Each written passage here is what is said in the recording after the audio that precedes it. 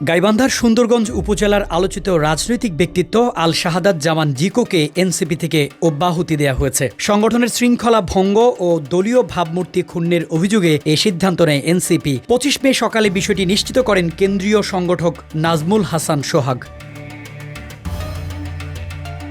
জিকোর রাজনৈতিক যাত্রা শুরু ছাত্রদল দিয়ে, এরপর বিভিন্ন দলে ঘুরে বেরিয়েছেন, চেষ্টা করেছেন যুবলীগে জায়গা করে নিতে, পরে যোগ দেন জাসদে। মশাল প্রতীক নিয়ে রাজনৈতিক ময়দানে সক্রিয় হলেও নির্বাচনী রাজনীতিতে কখনোই উল্লেখযোগ্য ফলাফল আনতে পারেননি। সর্বশেষ ২০২৪ সালের উপজেলা পরিষদ নির্বাচনে এনডিএম থেকে ভাইস চেয়ারম্যান পদে প্রতিদ্বন্দ্বিতা করে পরাজিত হন।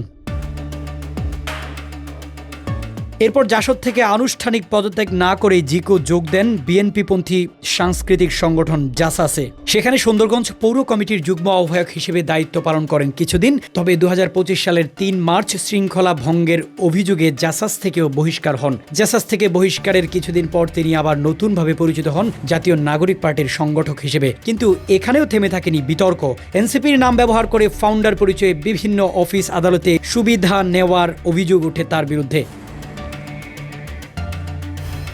এই কার্যকলাপকে শহীদদের আত্মত্যাগের প্রতি অবমাননা এবং গণঅভ্যুত্থানের চেতনা বিরোধী বলেও দাবি ওঠে সামাজিক মাধ্যমে। জুলাই যোদ্ধা নামের একটি সংগঠন সরাসরি জিকোর বহিষ্কার দাবি তোলে। সব দিক বিবেচনায় এনসিপির স্থানীয় ও কেন্দ্রীয় নেতারা একমত হন সংগঠনের স্বার্থেই তাকে অব্যাহতি দেয়া প্রয়োজন।